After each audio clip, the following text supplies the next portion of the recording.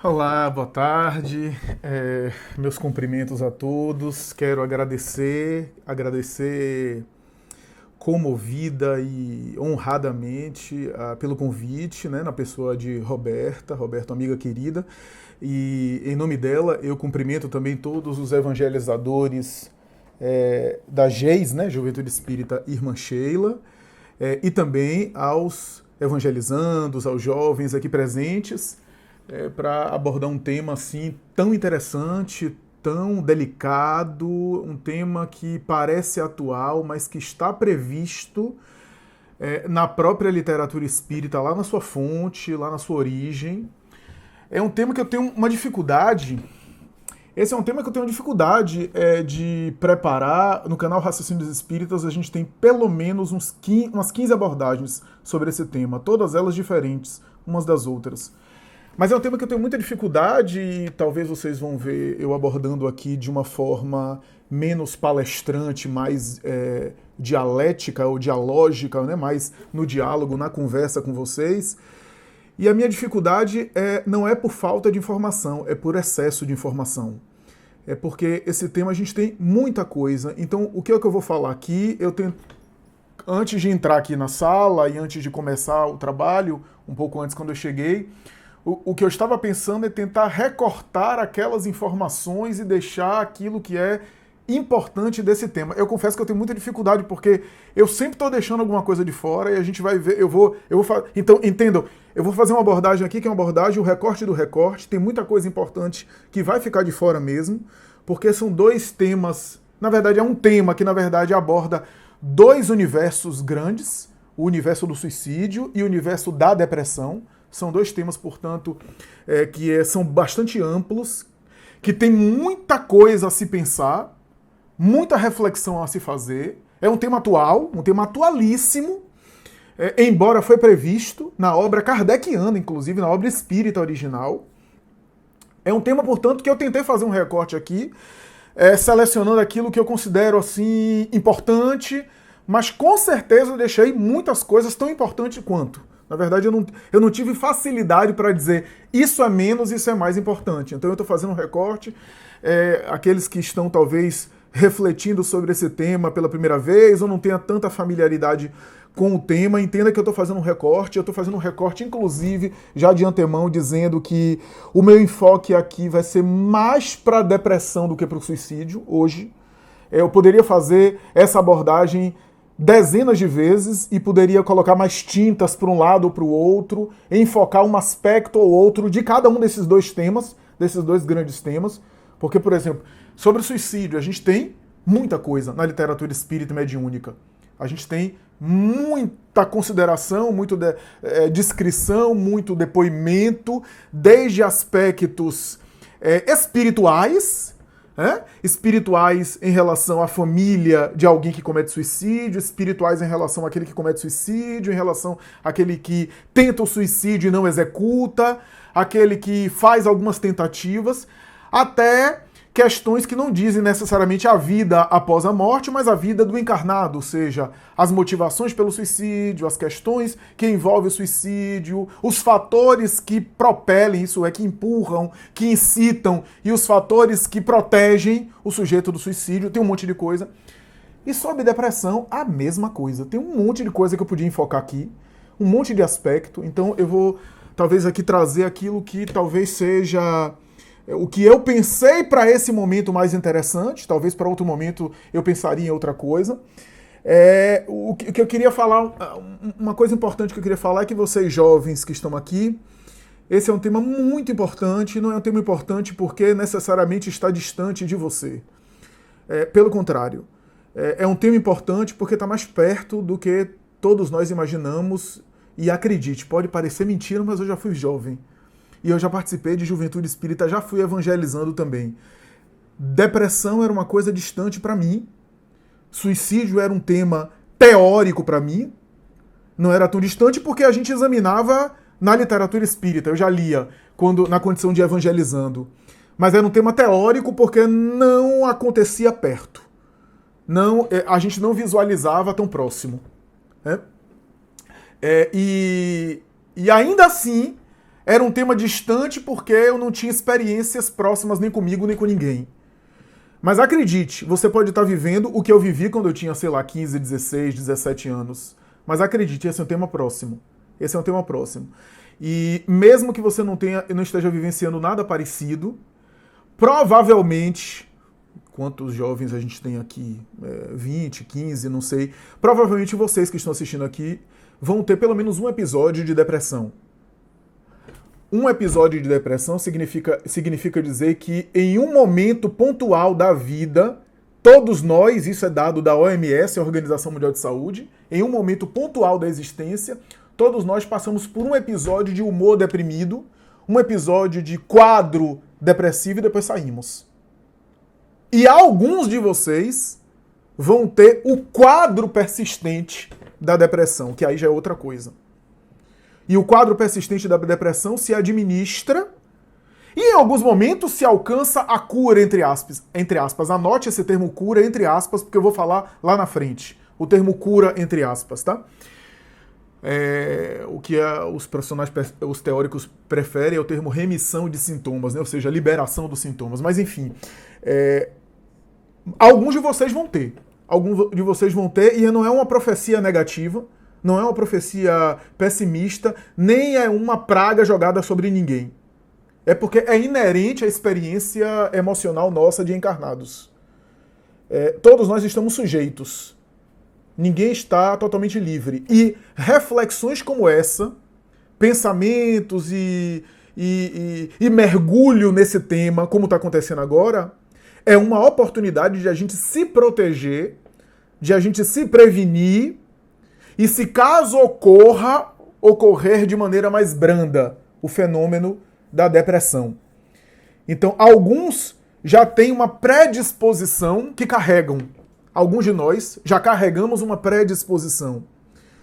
Ainda assim, essa reflexão nossa aqui é uma espécie de tentativa de proteção, mecanismo protetor, para que a gente possa aí abrandar e até evitar, se for o caso.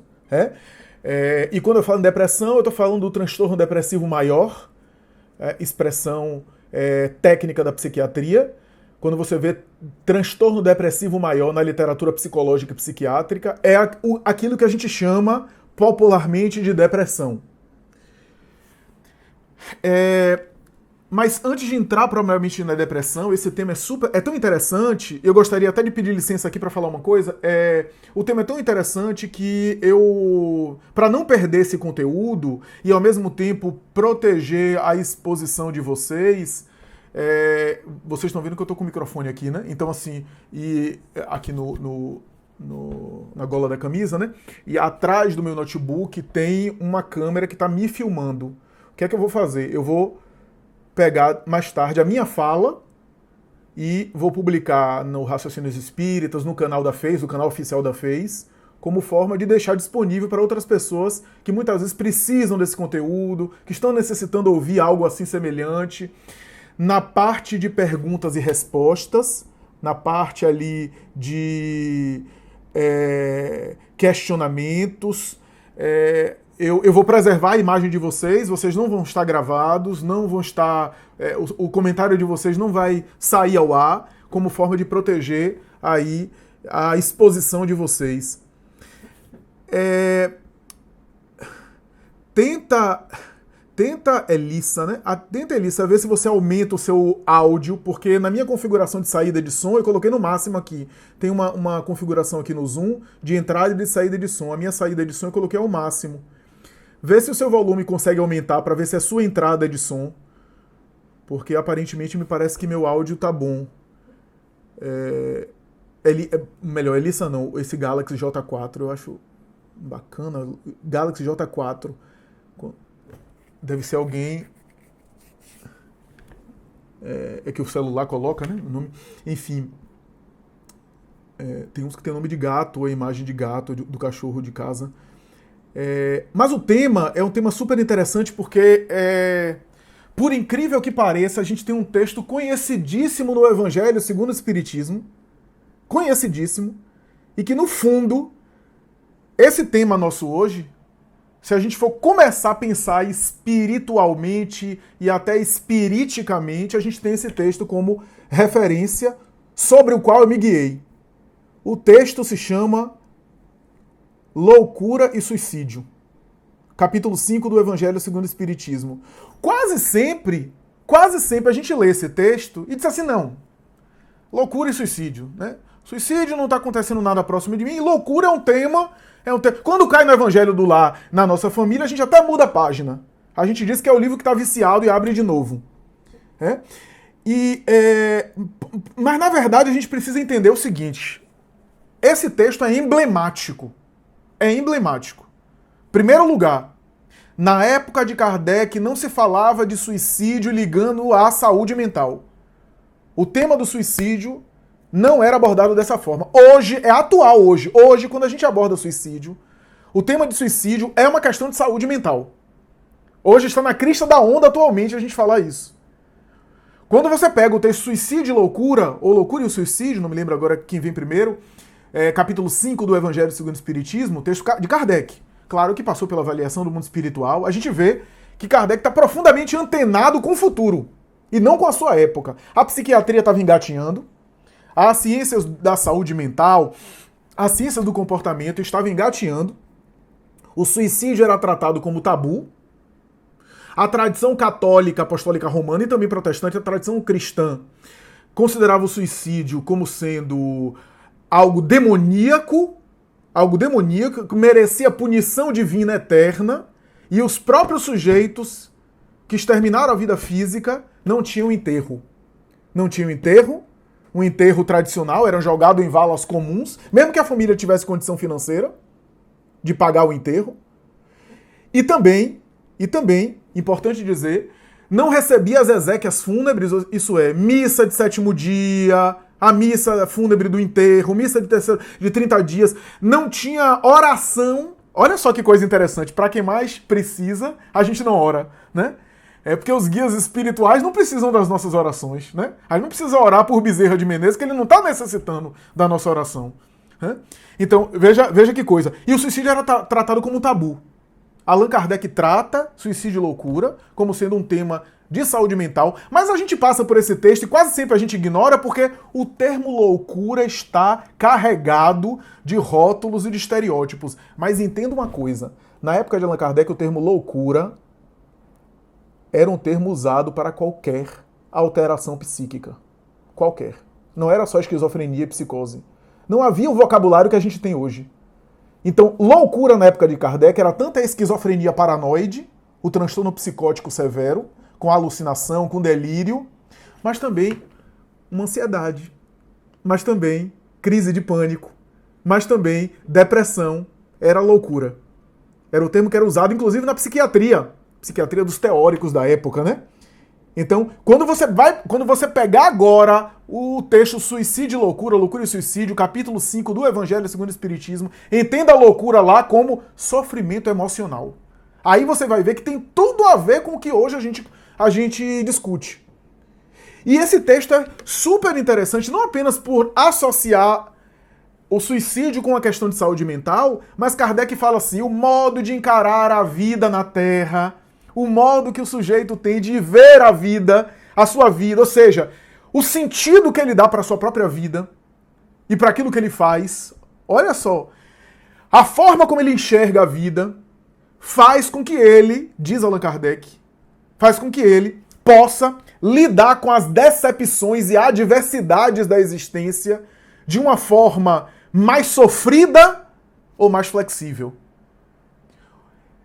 E a depender de como ele encara a vida, aí Kardec usa o termo resignação, mas na minha opinião, a resignação que Kardec coloca no Evangelho, se você quiser colocar um termo atual, é a resiliência que a gente fala hoje.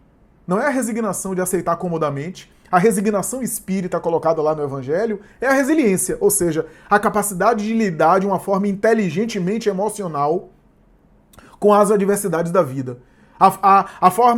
A inteligência emocional de administrar problemas. E aí Kardec vai dizer, a forma como eu encaro a vida pode me dar saúde tanto do corpo quanto da alma. A calma e a resignação diante das adversidades me dão uma tranquilidade tanto do corpo quanto da alma. Tão úteis à saúde do corpo como da alma. Olha só. E aí ele vai dizer uma outra coisa.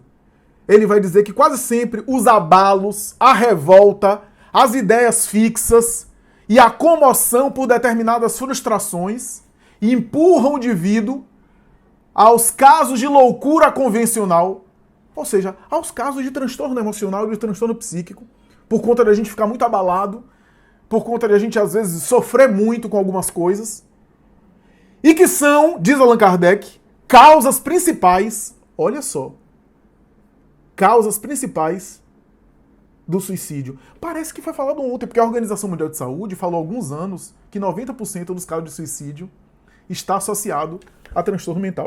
Algum transtorno mental. Normalmente depressão. 90% porque a gente não sabe dos outros casos, porque provavelmente os outros casos também estão dentro disso.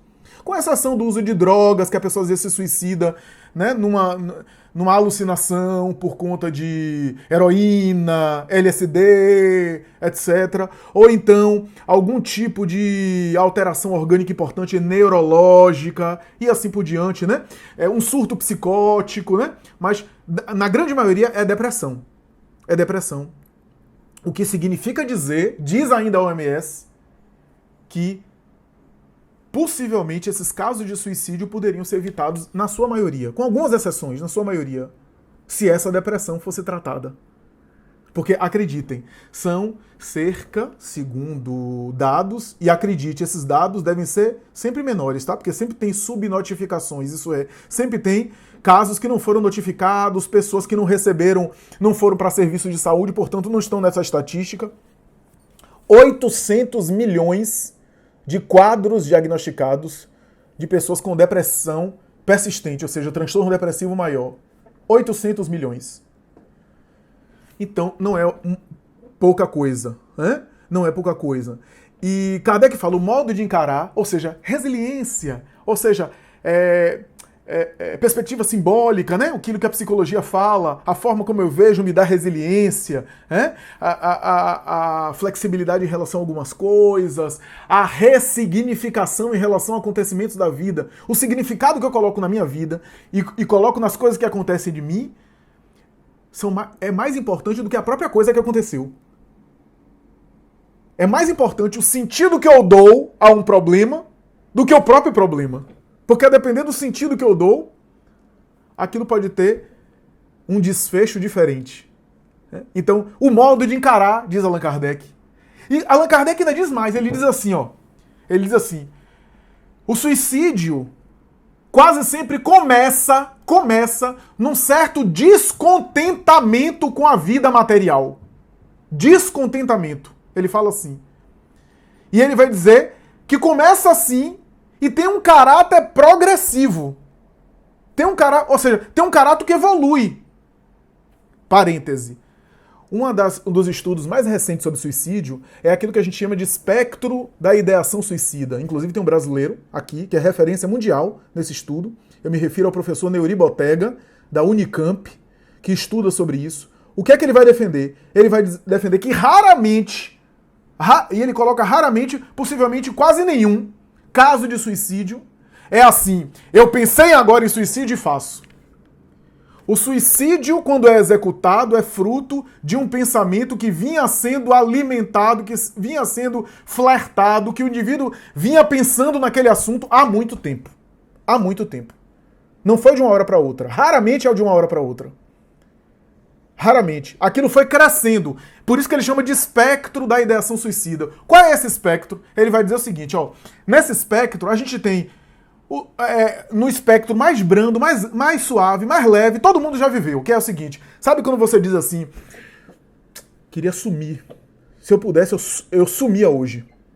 Ou se eu pudesse, eu pegava o carro e saía assim, ó, andando de carro para lugar nenhum. Para um lugar, viajava sem destino. Ou então, se eu pudesse, eu dormia e não acordava mais. Faz parte do espectro. Todos nós já vivemos, a maioria de nós já pensamos nisso. A maioria de nós pensa nisso, fica nisso e sai. Só que quando o espectro evolui, sai desse nível mais brando e vai evoluindo, passa disso pra... Queria que a vida me levasse. Eu não quero me matar, mas se eu morresse seria até um alívio. Porque o mal-estar que eu passo, a angústia que eu passo, o problema que eu estou vivendo, já é um pouco a mais. E aí esse espectro vai evoluindo. Até que o indivíduo verbaliza. Verbaliza o desejo de morrer. Aí passa para o planejar. Ele começa a planejar.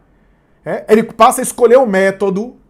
E a depender do tipo de método que o indivíduo escolha, a intenção dele está mais forte ou mais fraca. Tá? Tem métodos que a intenção está bem contundente. Tem métodos que a intenção está mais suave. Ele vai evoluindo. Tá? Até chegar no último estágio. No último estágio, já é difícil salvar.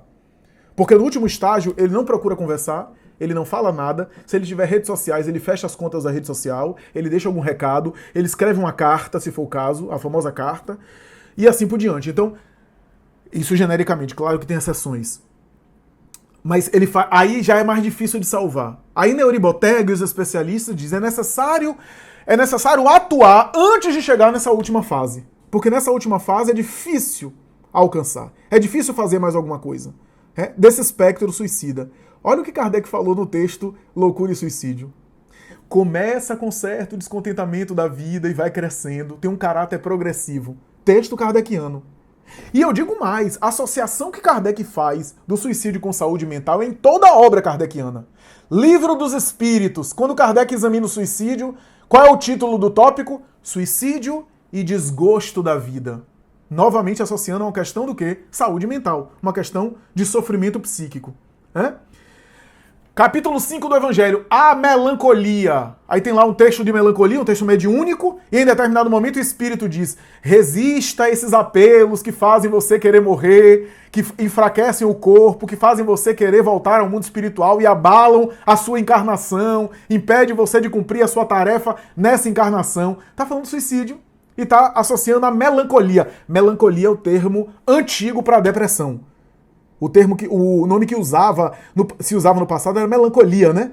Melânia, de negro, de escuro, né? Daí melanina, né? Da pigmentação da pele, que dá a pele mais escura, mais clara, a quantidade de melanina, né? Melanie, né? E colis, que é bilis, né? Bilis negra, né? Porque se acreditava na pseudociência supersticiosa que a depressão, ou seja, a melancolia, era resultado da quantidade de bilis negra no organismo, né? Uma teoria pseudocientífica de Galeno, defendida por Hipócrates e assim por diante, né? Pai da medicina. Então, melancolia era o termo que era usado para depressão. Depressão é uma palavra mais recente. Né? O suicídio é uma pandemia. Em 2010, a Organização Mundial de Saúde disse assim: quando chegar em 2025, suicídio vai estar matando mais do que acidente por arma de fogo, homicídio, acidente de carro, câncer, AIDS e acidente cardiovascular. O suicídio vai matar mais. Não chegamos em 2025 e já está em segundo lugar. Já está em segundo lugar. Tá? Ela falou isso em 2010. Ela falou também que em 2025, a depressão seria a segunda causa de afastamento no trabalho, ou seja, aposentadoria ou afastamento por incapacidade do trabalho, que seria a segunda. Hoje, 2021, já é a primeira. Hoje já é a primeira. A cada 40 segundos, isso é um número triste, né? Uma pessoa se suicida. No Brasil, a cada 40 minutos. Né? Isso é tão interessante, tão triste, tão delicado, que na psiquiatria surgiu uma ciência, uma disciplina, na verdade, chamada suicidologia. A suicidologia surgiu para estudar o fenômeno do suicídio de uma forma interdisciplinar, com terapeutas, educadores, psicólogos, filósofos, intelectuais. Surgiu por volta lá de 2016, a suicidologia. Do ponto de vista social, tem uma obra interessante de Émile Durkheim, né, considerado um dos pais da sociologia das ciências sociais. Ele fala muito sobre suicídio, uma obra sobre suicídio. Eu gostaria de destacar só uma coisa que eu acho muito interessante da obra de Durkheim, que ele fala que quanto mais laços sociais, mais fortalecido eu tenho, mais proteção eu tenho. Quanto mais meus laços sociais são frágeis, maior probabilidade, né? razão pela qual o suicídio em jovens é mais provável nesse sentido, porque ele tem menos laços, né? Quantos amigos eu conheço que dizem, Flávio, eu fazia tanta besteira quando era jovem, mas agora que eu sou pai de família, que eu tenho filho, que eu tenho família, eu penso duas vezes, eu não sou impulsivo como eu era antes. Por quê? Porque tem vínculos, porque desenvolveu mais vínculos, né? Porque amadureceu um pouco, porque tem certa formação, né? E na juventude a gente é mais impulsivo mesmo, a gente pensa menos, genericamente falando. É claro que isso tem sempre exceções, né? Uma outra coisa que Emile Durkheim fala é que quando existem ideais coletivos que suprimem a individualidade do sujeito, existe risco maior de suicídio. Eu tenho verdadeiramente, eu pessoalmente, aqui é uma opinião pessoal, como terapeuta, como psicólogo, eu tenho uma espécie de resistência a qualquer ideal coletivo. Raramente na humanidade, ideais coletivos geraram coisas boas. Como nós somos espíritas aqui, eu posso dizer um exemplo bom, os cristãos primitivos. Tá? Mas raramente um ideal coletivo levou o ser humano a coisas boas. Você veja que quase todos os movimentos sociais e políticos coletivos nivelaram a gente por baixo. Aquele jovem na torcida de futebol que dá chute na cabeça do outro torcedor, sozinho, possivelmente ele não faria aquilo. Aqueles jovens em Brasília que queimaram o índio, ou queimaram uma mulher no ponto de ônibus porque era uma garota de programa, a desculpa de um foi esse, que era garota de programa, quer dizer, garota de programa pode ser queimada. Estava em grupo, estava em bando. Possivelmente um jovem desse sozinho não faria aquilo. A psicologia de grupo parece fazer a gente, muitas vezes, desencadear na gente aquele atavismo, aquela coisa inconsciente do bando, do grupo, né, da massa, da falta de individualidade, da falta de responsabilidade pessoal, individualidade, de reflexão pessoal. Eu me perco eu abro mão dos meus valores individuais para aderir a uma causa coletiva. É assim que surgiu o nazismo, o fascismo, nazismo hitlerista, fascismo de Mussolini, comunismo soviético de Stalin, de Mao Tse-tung, todos os ideais totalitários de esquerda política e de direita que surgiram no mundo foram de causas coletivas, e que suprimiam, os indivíduos abriam mão dos seus valores pessoais, dos seus valores internos. Então, Emile Durkheim fala isso, da possibilidade maior de suicídio. E, claro, ele fala em tempos de crises, de anomia social, também há uma probabilidade maior. Eu gostaria só de citar mais uma coisa, que é a mídia como fator que pode colaborar e ajudar, ou pode piorar e até incentivar o suicídio, a depender de como o suicídio é divulgado. No passado, não se tocava no assunto, porque se tocar no assunto, estimula, etc., que é um erro. A ideia de não falar sobre o assunto, não falar sobre o tema, não ajuda. Não ajuda. Então se calava, se falava, até psicólogos, a psicologia entrou nessa. A psicologia achava que se a gente abordasse o assunto do suicídio, poderia se incentivar. Imagine só, eu chego no consultório de um terapeuta, eu tô pensando em suicídio, eu tô me sentindo sozinho com isso, amargurado, não posso falar com todo mundo porque o suicídio é tema de preconceito, eu me sinto criticado em pensar em suicídio. Aí, o terapeuta não aborda nada comigo, não me pergunta nada. Qual é a minha fantasia? É que ele também tem preconceito. É que ele também não aborda o assunto porque, no fundo, ele condena aquilo. Se ele abordar comigo, eu me sinto aliviado. Ele está abordando comigo, ele está me perguntando, eu me sinto à vontade de falar. Agora, o contrário, imagine, eu chego no consultório do terapeuta e o terapeuta pergunta assim, você já pensou em se matar? Já pensou em suicídio? Tranquilamente. Já pensou? Eu vou dizer assim, eu nunca pensei não, mas agora que você está falando me deu vontade. Não existe isso, né? Então, a gente precisa abordar o assunto. Agora, o problema é como aborda. Porque existe um fenômeno chamado efeito Werther, em homenagem à obra de Goethe. A obra de Goethe, o poeta alemão, o escritor alemão, né, o grande gênio da língua alemã, Werther.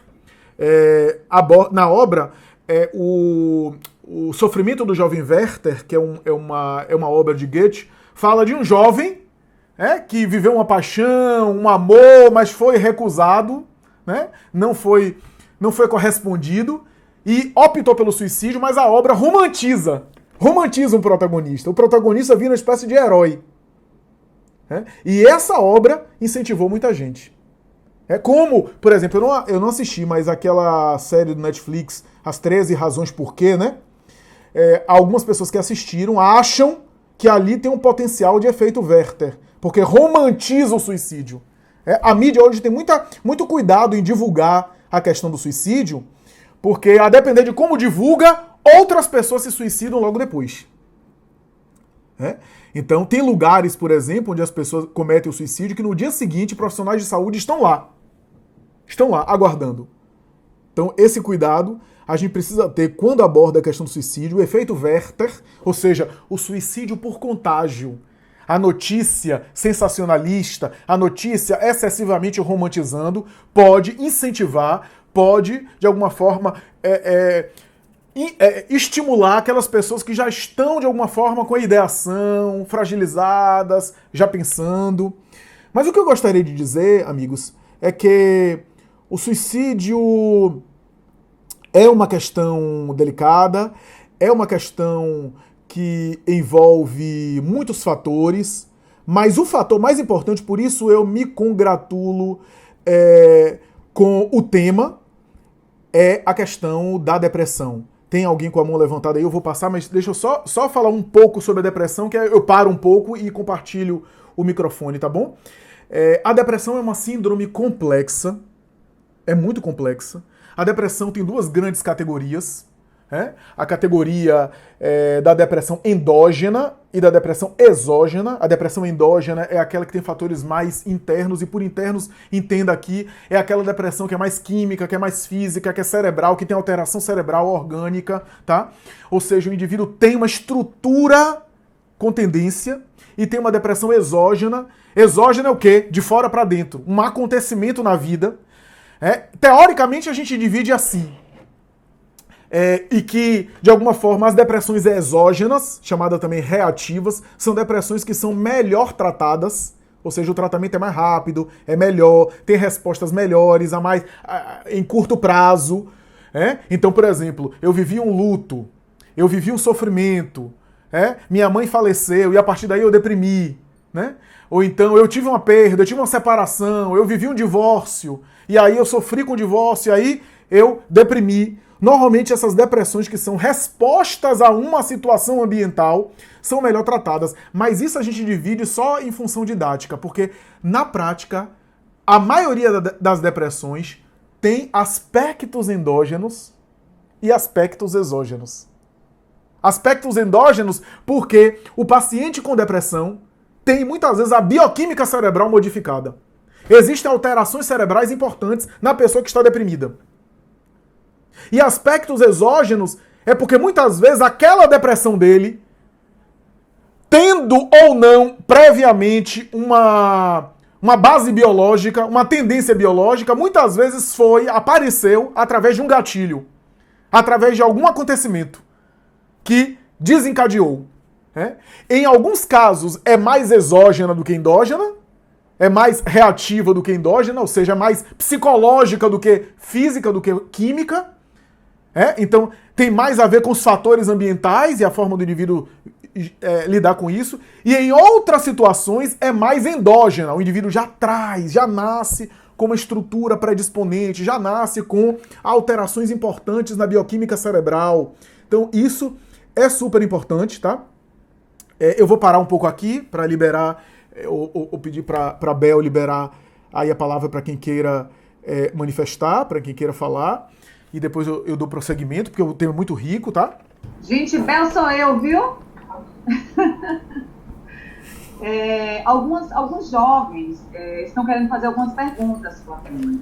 Uns já me mandaram aqui pelo Zap, que tem várias perguntas para fazer, mas Maria Eduarda levantou a mão primeiro. Duda, faça sua pergunta e aí eu abro para os outros, tá bom? No caso, a minha fala seria uma contra-argumentação à sua, Flávio, que você disse que na época que saiu a série dos 13 Porquês, eu era adolescente e eu acompanhei até certa parte da série, porque tanto no começo dela traz vários gatilhos e alertas para pessoas que possuem alguma questão não assistirem aquele episódio.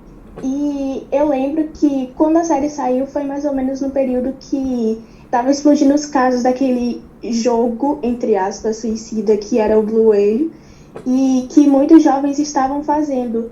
E você disse que a questão da série poderia até incentivar algumas pessoas a fazerem. Eu já vejo de uma outra forma, que a série estava ali para expor o que a sociedade estava querendo cobrir por muito tempo, que eles estavam expondo a questão dos problemas que os adolescentes enfrentam e todo o problema que a protagonista sofreu e a forma como ela deixou seu relato em fitas e sobre como pessoas que deveriam ter apoiado ela e ajudado, principalmente na parte da coordenação da escola, não ajudou. Então tinha que deixar alguma coisa exposta, porque principalmente na parte dos jovens que infelizmente sofrem uma pressão muito maior do que a sociedade das gerações anteriores, tanto que já foram comprovados estudos que os jovens de hoje têm uma pressão em uma questão de ansiedade igual a pacientes dos anos 50 que sofriam de vários problemas psiquiátricos, tinham uma certa pressão. E eu enxergo que a série foi uma forma para escancarar que o problema estava ali. Oi, eu existo, por favor, me compreenda, eu preciso falar, entende? Foi mais uma forma para deixar explícito que o problema acontece, que a depressão e o suicídio são reais, e principalmente os casos de ansiedade, tanto em jovens como em adultos, e que não pode ser considerado uma frescura, que precisa ser tratado e as pessoas que estão próximas acompanharem e notarem as diferenças e quererem buscar formas de ajudar aquela pessoa, mas sem ignorar que a importância do tratamento psicológico. Bacana, bacana. Como eu comentei, Duda, eu até comentei na minha fala que eu não assisti a série. Eu conheço também um argumento em favor da série. Eu até tenho curiosidade de assistir para ver, para ter alguma opinião. Na verdade, os profissionais de saúde mental, na época da série, eles se dividiram muito. Então, tem dois autores conhecidos que eles publicaram textos contra a série, dizendo que a série romantizava o suicídio. Já houve outros autores da área que defenderam a série, dizendo que não, que ela fazia essa abordagem, que ela contemplava o tema do suicídio dessa forma como você falou.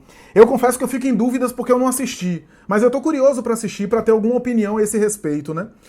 Quando eu falei sobre o efeito Werther, é interessante assim, que o efeito Werther é negativo quando sensacionaliza. Agora, se a série tem esse tom e esse conteúdo, essa abordagem uma abordagem de esclarecer sobre o problema do suicídio, eu acho muito bacana. Eu acho muito válido, muito válido. Eu tenho uma pergunta. A minha pergunta é o seguinte.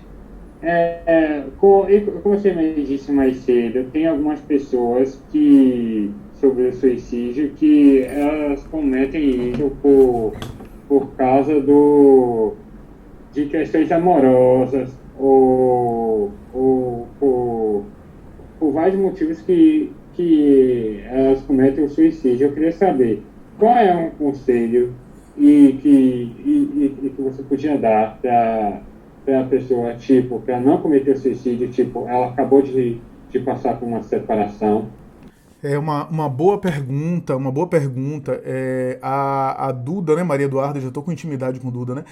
A Duda, ela colocou uma coisa interessante que eu gostaria de agregar até na pergunta do João Vitor, que é essa coisa da pressão, né? Da pressão, a pressão social e psicossocial, e também ela comentou uma coisa muito bacana que são as redes sociais, né? Eu tenho refletido sobre o cuidado que a gente deve ter em relação às redes sociais, né? Alguém comentou sobre o Twitter aí do bate-papo. O Twitter eu nem entro porque já me falaram que quando você entra você já recebe um soco na cara. Então é um negócio assim tipo MMA. Então eu fico com medo, né? De entrar porque diz que é pancadaria o tempo todo. Mas mesmo as redes sociais mais convencionais ou mais tradicionais, a gente vê como pode ser tóxico do ponto de vista emocional, a depender de como a gente gerencia, porque em todo lugar que a gente tem a liberdade, quanto mais liberdade a gente tem, mais riscos a gente tem. Quanto menos liberdade, mais segurança a gente tem. Quem falou isso foi o Zygmunt Bauman, o famoso sociólogo polonês, né? O autor das teorias sobre a pós-modernidade, né? Sobre essa sociedade líquida, né? Que ele mais tarde recusou esses termos, né? Mas por quê? Porque quanto menos liberdade, mais segurança. Quanto mais liberdade a gente tem, mais a gente abre mão da segurança. As redes sociais dão uma liberdade muito grande. um leque de possibilidades muito grande, mas nos dão mais riscos. Então, em termos de saúde mental, eu tenho certeza, e isso já há pesquisas, que se a gente ficar tirando 2 a 3 horas por dia para só ficar vendo o que os outros estão fazendo em termos privados, só ficar futucando a vida alheia ou vida de celebridade, a gente vai adoecer mentalmente. Quer adoecer mentalmente? 3 horas por dia, vendo o que os outros estão fazendo. E isso já existe, inclusive, indícios de pesquisas a esse respeito. Então, cuidado com rede social, porque rede social é viciante nesse sentido e precisa de maturidade nossa para a gente gerenciar isso. Porque senão a gente se desconecta da gente, do foco que é o que é que eu faço, o que é que eu estou fazendo. Não estou dizendo que a rede social é o demônio, não. Não estou dizendo isso, não. Eu tenho rede social. Rede social pode ser usada para produção de conteúdo bom, para produção de coisas boas, disseminação de boa informação. Mas se eu vacilar, eu me desconecto do que eu estou fazendo para ficar fiscalizando e vigiando e monitorando a vida alheia.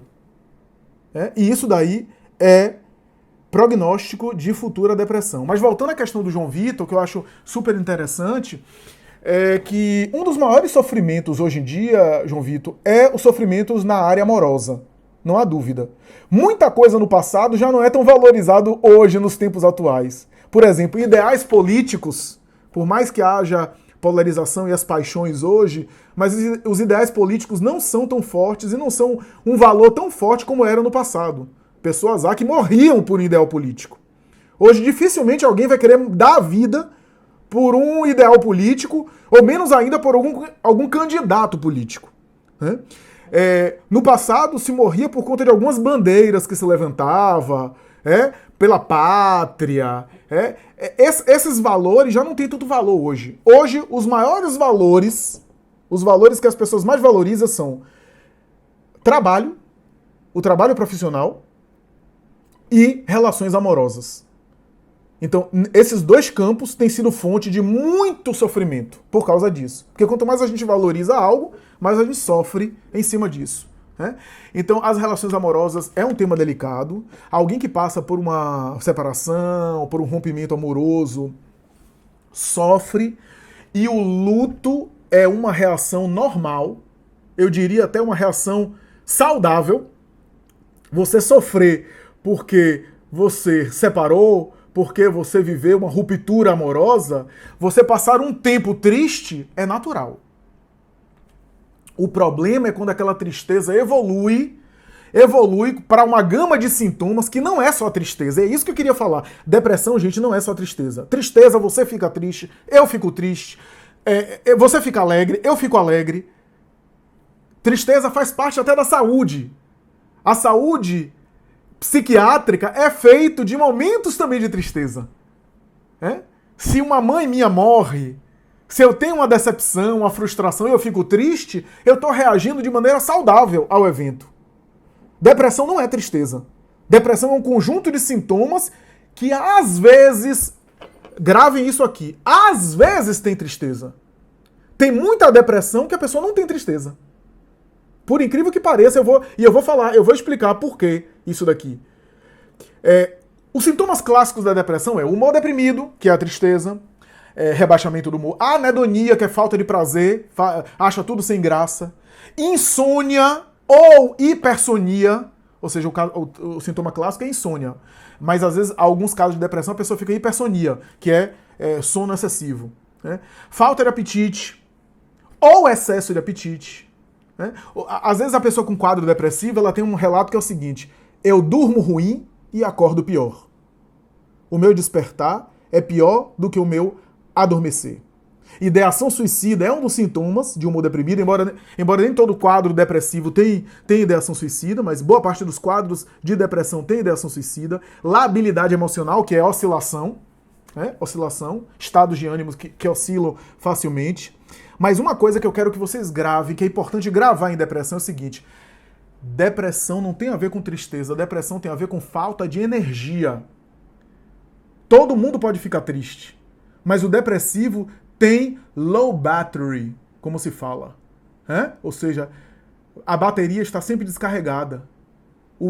Sabe aquela coisa de eu tô cansado? O depressivo fala muito isso. Alguém que está com depressão sempre fala, eu tô cansado. É um cansaço que não é físico. Né? Para ele fazer qualquer coisa, a depender do grau de depressão, é claro, porque há quadros de depressão que a pessoa trabalha, a pessoa é funcional, vai pro trabalho, tem família, mas tudo que ele faz exige dele um esforço dobrado. Ele chega em casa, aquilo que ele fazia antes, que fazia normal, agora ele faz a mesma coisa chegando em casa quebrado. Ele chega em casa parecendo que tomou uma surra. A pessoa com depressão é uma pessoa que tem falta de vitalidade. Não tem falta de alegria. Às vezes, agora, é claro, a pessoa que tem falta de vitalidade e a falta de energia acaba ficando triste também. Acaba evoluindo para ficar desmotivado. Como uma consequência. Mas é falta de energia. Tá? Em casos graves, uma paciente meu dizia assim, eu comecei a me sentir péssimo quando eu via minha família levantando para tomar banho e eu não conseguia sair da cama para tomar banho. Uma coisa tão básica e eu não conseguia fazer. Às vezes o telefone tocava e eu não sentia forças para levantar da cama para pegar o telefone e atender o telefone. Isso é um quadro de depressão e até com um sintoma de moderado para severo aí. Então, é falta de vitalidade, é falta de energia, é falta de disposição. Isso caracteriza o quadro de depressão e por isso empurra a pessoa para pensar em suicídio. Se tiver alguma pergunta, a Bel pode me interromper, pode... Tem sim. O Galaxy J4, ele pediu, ou ela, não sei quem é, para falar sobre a toxicidade do Twitter, né, que nesse site as pessoas romantizam o suicídio. Aí pedi para você falar um pouco sobre isso. É Ana Júlia que está no Galaxy J4. Pronto. Apesar de eu não ter tanta experiência com o Twitter, mas eu ouço muitos relatos, de fato você tem razão. Tem uma toxicidade, tem as pancadarias verbais, as discussões de político, discussão de ideais filosóficos, e tem muita coisa, né? Tem a romantização de transtorno alimentar, anorexia, bulimia, né? Meninas que ficam conversando no Twitter em torno dos seus transtornos, do tipo... tô um mês comendo uma colher de arroz por dia, e fica ali compartilhando essas coisas, né? Como se fosse um grupo de apoio para continuarem anoréxicas. Né? Ou então, discussão de automutilação, né? Automutilação que em idades adolescentes são mais frequentes, então quem cortou a virilha e a mãe não está vendo, quem cortou debaixo da axila e está usando casacos, e que a mãe não está percebendo, né? E assim por diante. O Tumblr, que é outra rede que eu não tenho muito acesso, mas que tem muito isso, né? O compartilhamento dessas experiências, onde há uma espécie de apoio em torno disso, e a romantização do suicídio também. A romantização do suicídio, o compartilhamento da ideia suicida, a ideia da tentativa, então o método planejado às vezes é compartilhado, né? Quando não acontece, como já aconteceu de maneira alarmante em algumas situações, o gravar ao vivo, né?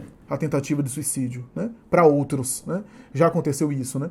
E é algo que a gente tem que tomar muito cuidado, porque isso pode desencadear um efeito, né? Um incentivo para aqueles outros, grupo de apoio, né? A gente soube daquele caso da Baleia Azul, embora o grupo da Baleia Azul o aplicativo da Baleia Azul não tem tantas informações. Na época eu pesquisei muito, não tinha tantas informações assim, mas se sabe que era um grupo que os que estavam à frente eram mais velhos e manipulavam os jovens para continuarem ali ameaçando, fazer e acontecer, ameaçando os pais, e aí o sujeito não podia sair dos jogos, né? E aí ia fazendo algumas coisas até culminar no incentivo ao suicídio. Então é algo realmente que precisa ser pensado, porque isso é claramente uma produção de uma desorganização, né? Uma desorganização psíquica e um incentivo para a depressão mesmo, né?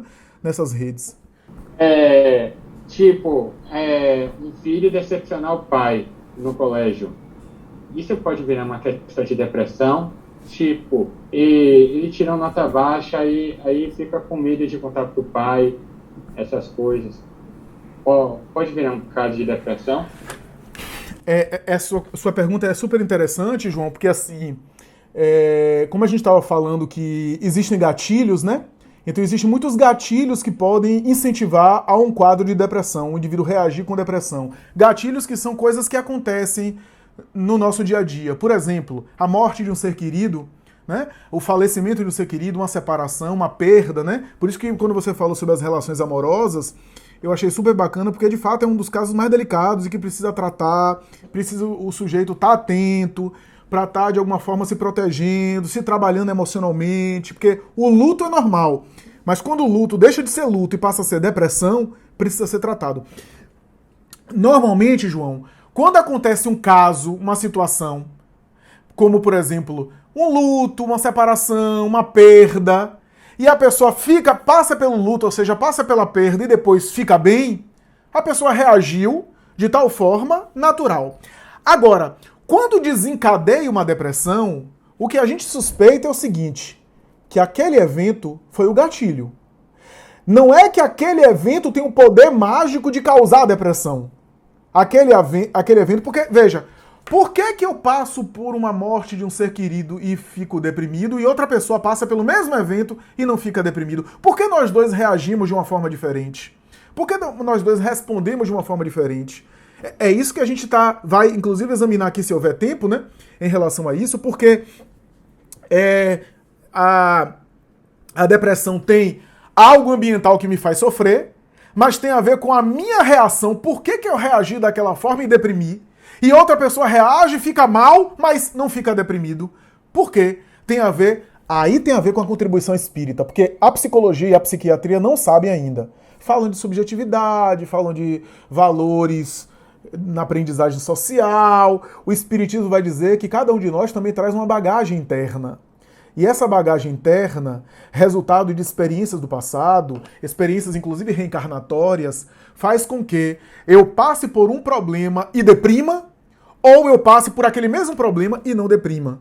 Tem a ver com os fatores internos que eu trago. Então, possivelmente, esse pai que deprimiu porque um filho tirou uma nota baixa, genericamente falando, a nota baixa de um filho, teoricamente, não deveria ser um evento a ponto de empurrar um pai para ficar deprimido.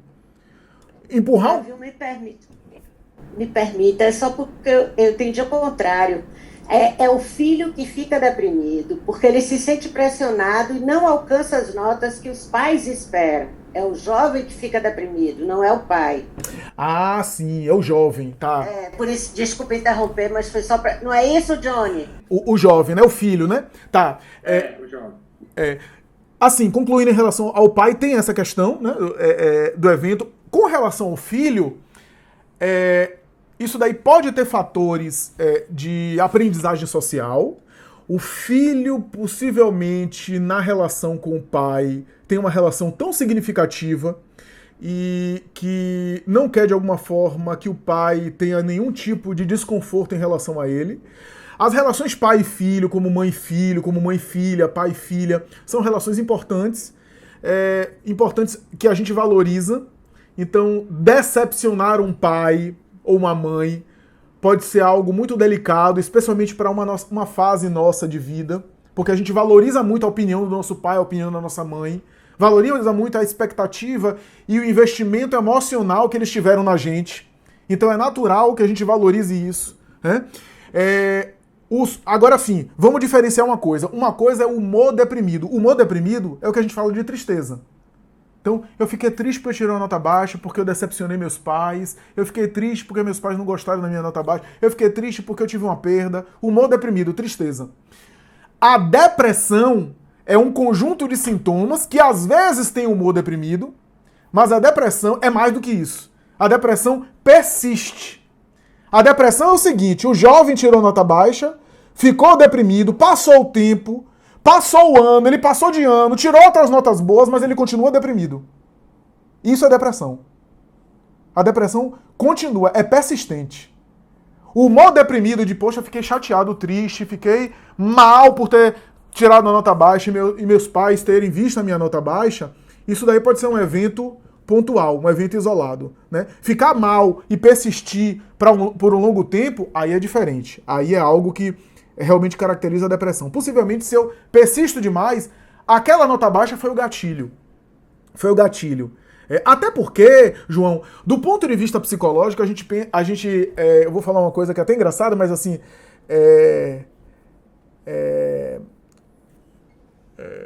certa vez eu recebi um jovem que, com os pais, acompanhado dos pais, ele já tinha 25 anos.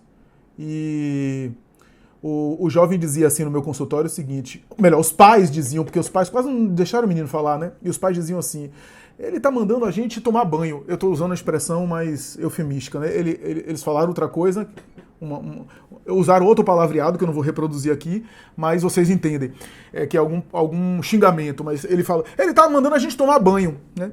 E eu respondi assim, mas nessa idade o que todo psicólogo quer é que os filhos façam isso com os pais mesmo. O que é que eu quero dizer? É que em determinada fase, 13, 14, 15, 16 anos, ok. Mas tem uma fase lá que o normal é romper com as expectativas paternas. Isso faz parte da maturidade. E desenvolver a sua própria subjetividade. Desenvolver a sua própria autonomia. Vai chegar um momento que a gente vai ter que fazer esse divórcio. Esse divórcio, entre aspas, tá? Esse parto, né? Parto social. Que é a ideia de eu ganhar minha autonomia e eu pensar com a minha própria cabeça. Eu não sou mais meu pai e minha mãe. Eu agora traço o meu caminho. Eu agora construo a minha trajetória. Isso é o que todo terapeuta sonha para um jovem. Todo terapeuta que acompanha um jovem sonha que o jovem, em algum momento... Os pais não gostam muito disso, principalmente aqueles pais controladores. Né? Por isso que às vezes os pais não antipatizam com o terapeuta. Mas isso é da saúde. Né? Da saúde. Eles romperem com a gente, né? Enquanto pais. Né? O espiritismo vai dizer o seguinte da depressão, gente. Contribuição espírita. O que é que o espiritismo vem dizer? Joana de Ângeles, Triunfo Pessoal, capítulo Depressão, Receitas de Paz, capítulo Depressão. O que é que Joana fala? Joana fala o seguinte, todo processo depressivo, nós temos um espírito que reencarnou com um sentimento de culpa do passado que não se lembra. Esse sentimento de culpa dorme no seu inconsciente, fica ali dormindo, ele tem uma tendência à culpa, e quando acontece um gatilho que desencadeia a depressão, esses débitos, ou essas dívidas, essas pendências do passado, por conta de algum comportamento equivocado que ele não se perdoou no passado, e que agora se manifesta em culpa, se manifesta na atualidade em forma de depressão. Diz Joana de Ângeles que no fundo, a frase dela é bonita, viu gente? No fundo, o sujeito que está com depressão tem uma insatisfação dele com relação a ele mesmo. Triunfo Pessoal, quase que a primeira frase que ela fala isso. Na raiz de todo o transtorno de depressão, há uma insatisfação do ser em relação a ele mesmo. Uma coisa importante que eu gostaria de falar aqui em relação à depressão é o seguinte. Como a gente tem fatores endógenos, ou seja, bioquímicos, e fatores exógenos, mesmo na depressão mais psicológica, a gente tem alteração no corpo, e mesmo na depressão química, a gente tem fatores comportamentais, e na depressão, no caráter psicológico, a gente tem uma questão que eu chamei a atenção. Eu falei muito de luto, não é por acaso não, porque o luto é uma sensação de perda. Quem perdeu já alguém, quem já acompanhou, né, o falecimento de alguém querido, quem se despediu de alguém que se foi, querido da gente, pela morte, pela desencarnação, sabe que a sensação no luto é uma sensação de perda. É uma sensação de perda. A morte daquele ser querido é como se algo dentro da gente morresse com ele. Como se algo dentro da gente se fosse com ele. Só que aquele luto é temporário e depois passa. Na depressão, o paciente com depressão tem uma sensação de que algo dentro dele se perdeu para sempre. É como se algo fosse retirado dele, ele tem uma perda simbólica. Da mesma forma que o sujeito tem... Pronto, separação. Na separação, o sujeito tem uma perda. A perda daquele sujeito querido, do marido, da esposa, do companheiro, da companheira, que separou. Tem a sensação de perda. Na depressão tem essa mesma sensação de perda, só que não é uma perda de pessoas, nem uma perda de objeto material. É uma perda interior. É uma sensação que algo foi retirado dele. E essa sensação fica de maneira assim persistente. Portanto, na depressão a gente tem os tratamentos gerais. É importante a gente falar que na depressão a gente tem tratamento medicamentoso. Em alguns casos, em muitos casos, é importante a medicação. Já houve muito preconceito com medicação. Hoje, cada vez mais, a gente tem menos preconceito com medicação. Medicação dá alívio de sintomas. Ah, mas medicação não resolve. Eu vou chegar lá. Realmente não resolve de maneira total, né? Depressão não vai resolver. Depressão não vai me mudar. Ou melhor, depressão o quê? A medicação. A medicação não vai me mudar. Nenhuma medicação vai me tornar uma pessoa diferente. Nenhuma medicação vai resolver um conflito que está dentro de mim que eu não resolvi. Mas a medicação ajuda muito. Porque, ó, se tem alteração bioquímica, se o sujeito não consegue sair da cama, por que você vai dizer pro sujeito... Ó, uma das frases péssimas que a gente fala pro deprimido. Eu sei que a gente fala com boas intenções, mas o deprimido fica pior. Que é assim, tenha fé em Deus. Mude de pensamento, saia da cama.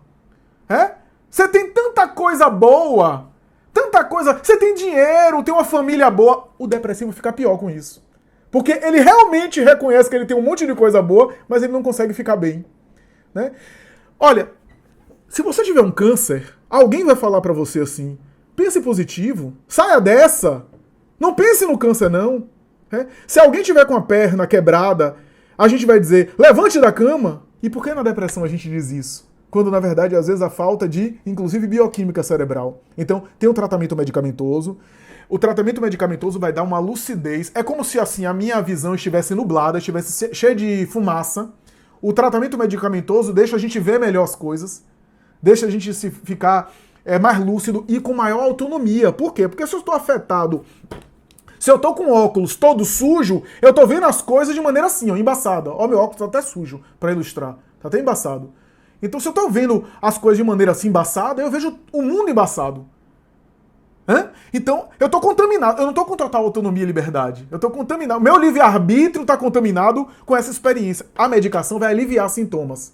Agora, é claro que a gente não tem nenhuma romantização da medicação, achando que a medicação vai resolver todos os problemas. A medicação vai aliviar para eu ter melhor condição de trabalhar, de fazer o meu tratamento, de eu entender a mim mesmo. E aí, minha gente, nesse caso, buscar ajuda. Se eu não estou conseguindo lidar com a minha depressão sozinho, buscar um amigo para conversar, buscar familiares para abrir o jogo, dialogar, buscar alguém que você confia para receber orientação, buscar a religião. A religião, às vezes, a depender de como a religião é manejada, pode ser produtora de saúde mental. O espiritismo está aí para isso e outras religiões também. Buscar. E se for o caso de não estar dando conta assim, buscar ajuda profissional. Buscar ajuda, orientação de terapeuta, fazer as suas leituras edificantes, fazer o seu processo de espairecimento, se for o caso, atividade física, hábitos melhores, uma rotina mais equilibrada. Tudo isso pode organizar, pode ajudar. Mas buscar também ressignificar. Os tratamentos terapêuticos também a gente não tem a romantização não, tá? A gente não vai ter a romantização que o tratamento terapêutico eu vou chegar lá pro terapeuta em uma semana eu vou estar no reino dos céus com Maria de Nazaré. Não. O tratamento terapêutico vai me ajudar a olhar para mim e olhar para minha história de um outro modo. Parece pouco, mas às vezes muda completamente. Isso significa ressignificar. Dar um outro sentido às coisas que eu tô passando. E nesse sentido, eu queria falar uma coisa antes de passar a palavra para, acho que é Lissa, né, que quer levantar a mão. Nesse sentido, eu só queria falar uma coisa. A cura da depressão é totalmente diferente das curas que a gente fala por aí. Porque, veja, se eu tenho nas ciências biológicas, se eu tenho uma infecção na garganta, eu estou com infecção na garganta, portanto eu tenho uma bactéria que está me causando febre, dores, sintomas. Se eu tenho esse processo, o que é a cura? A cura, eu tomo antibiótico, mato a bactéria e com isso, a cura que eu espero é voltar ao estado de antes da bactéria. É voltar ao momento onde eu estava antes, sem a bactéria, anterior à doença. Na depressão, nunca a gente volta antes. Em qualquer processo de terapia medicamentosa, de psicoterapia, em qualquer processo, eu nunca volto antes. Eu nunca sou o mesmo. Depois da depressão, a cura da depressão me transforma em outra pessoa. E eu preciso falar aqui o seguinte. Tem duas formas de lidar com a depressão diante daquele... tem duas formas de olhar a depressão depois que a pessoa não está mais deprimida. Porque é possível não estar mais deprimido. Tem duas formas de lidar. A primeira forma é o seguinte: foi horrível a depressão que eu passei.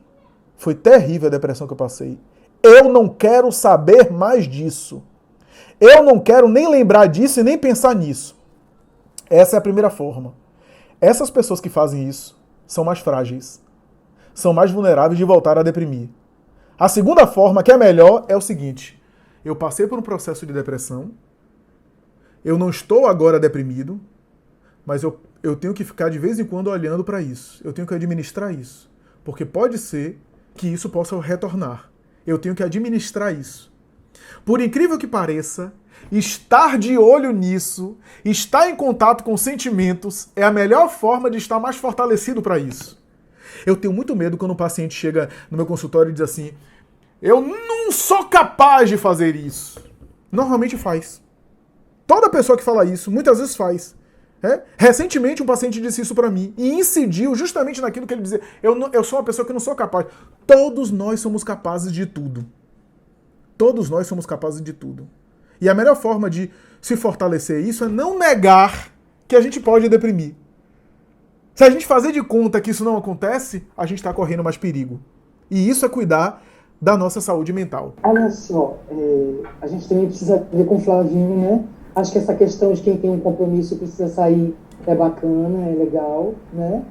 A gente tem que ver com o Flavinho quantos minutos mais a gente poderia ficar, para não abusar muito do horário dos meninos, não abusar também muito do horário dele, tá bom?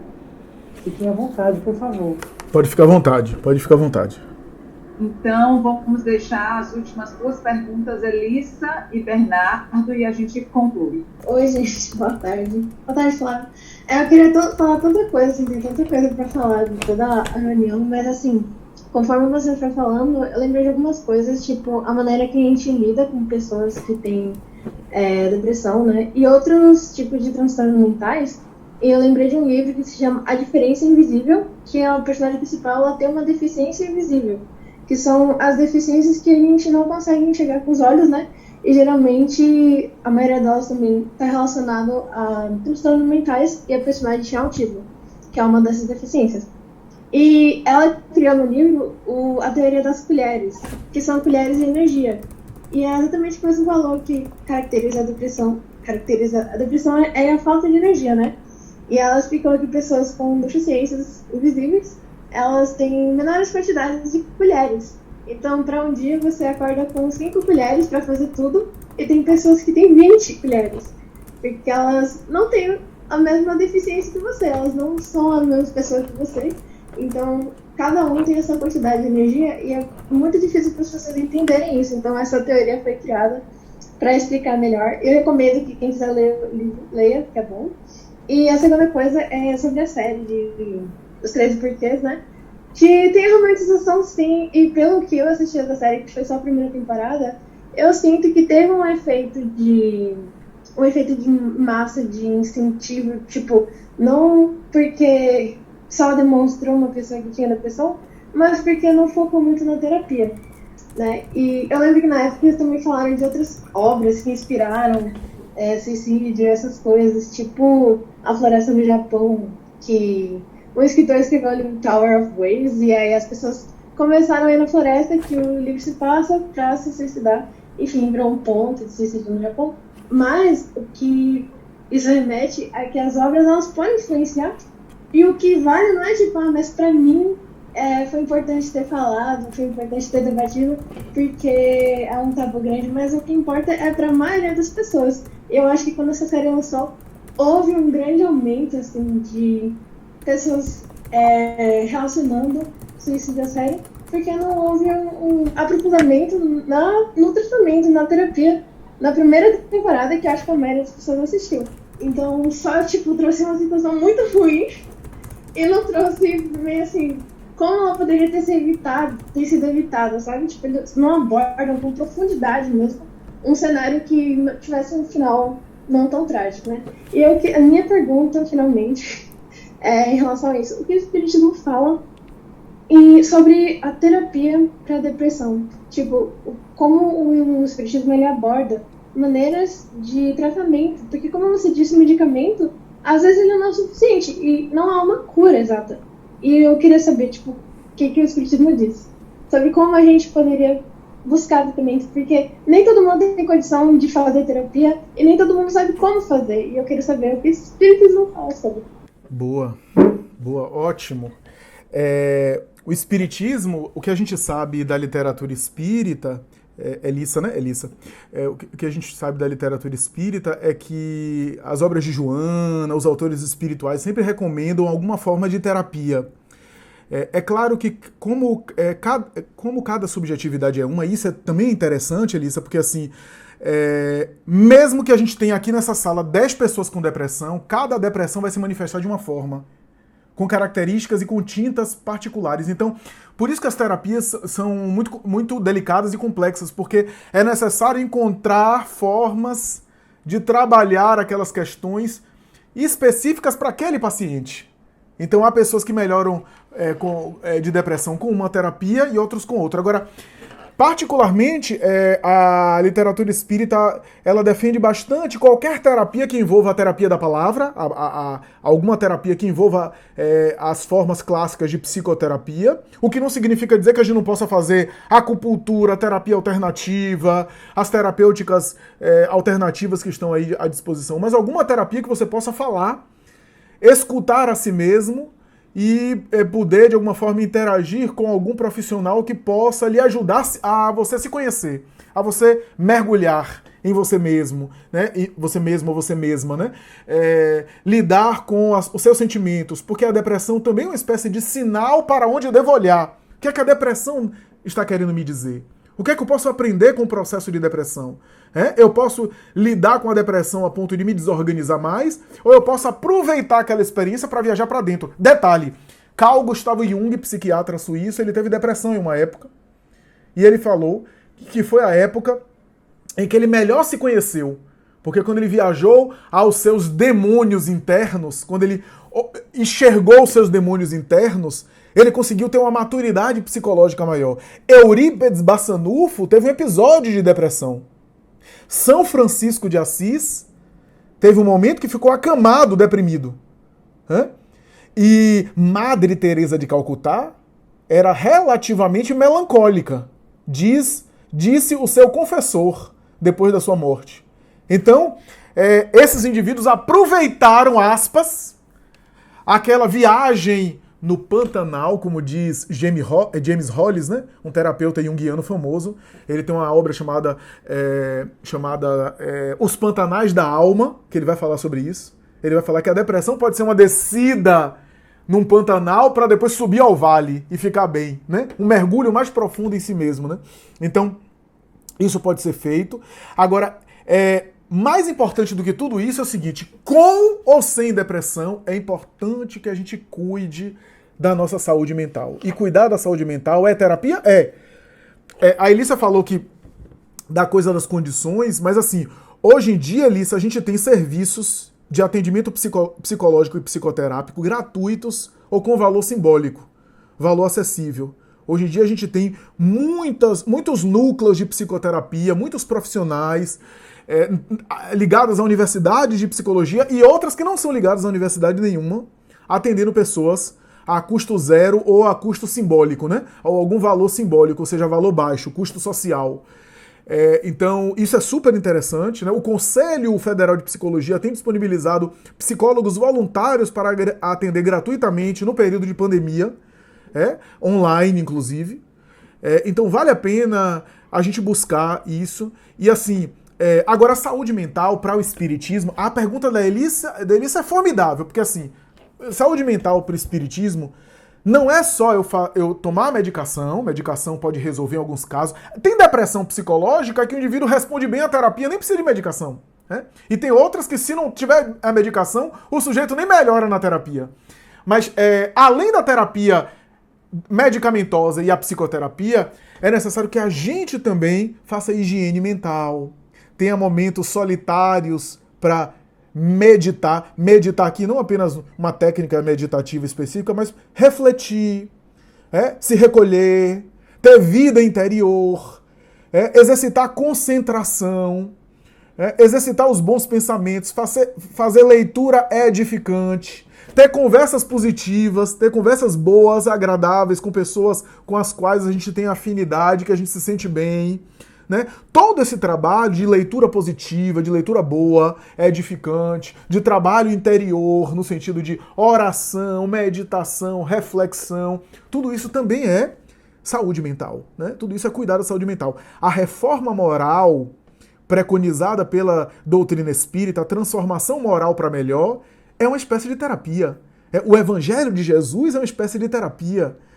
Porque, na verdade, é tratamento para a saúde mental, para a saúde da alma.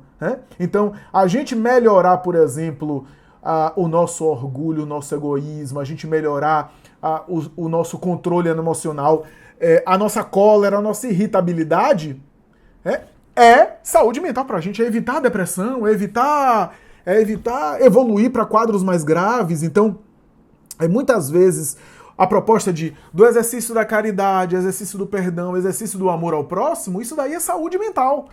Não é só coisa de religioso. Né? É para a gente ter uma saúde mental, uma saúde interior. Né? Qual é a melhor forma de um certo... algo como um empurrão imediato, digamos assim, para essa falta de energia? Essa pergunta é super interessante, Bernardo, porque provavelmente se você fizesse essa pergunta para 5, 10 palestrantes depois de mim, cada um vai ter uma resposta específica, claro, e os próprios terapeutas se dividem em relação a isso. Há terapeutas que vão dizer assim, comece com atividade física, porque produz endorfinas. Há uma pesquisa recente falando que 30 minutos de caminhada é como se você estivesse tomando cloridrato de sertralina, que é um antidepressivo, um dos inibidores de recaptação de serotonina famoso.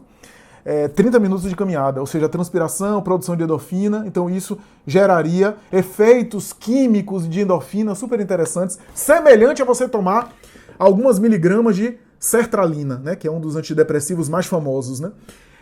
Então, atividade física é uma das coisas interessantes, mas há pacientes que com muita falta de energia que não vão conseguir fazer alguma atividade física, pelo menos alguma atividade física assim, contundente de imediato, porque não tem forças. Mas eu diria, para começar, eu gosto dessa ideia para começar, é o seguinte, normalmente... Olha, que a gente deixou muita coisa fora nesse tema, tá? Mas eu acho que a gente trouxe coisa interessante. Por exemplo, normalmente, a depressão em jovens e em crianças, e aí tô falando para um público jovem, às vezes não se manifesta em sintomas clássicos. Às vezes, por exemplo, o jovem, inicialmente na depressão, fica mais inquieto, fica mais irritado.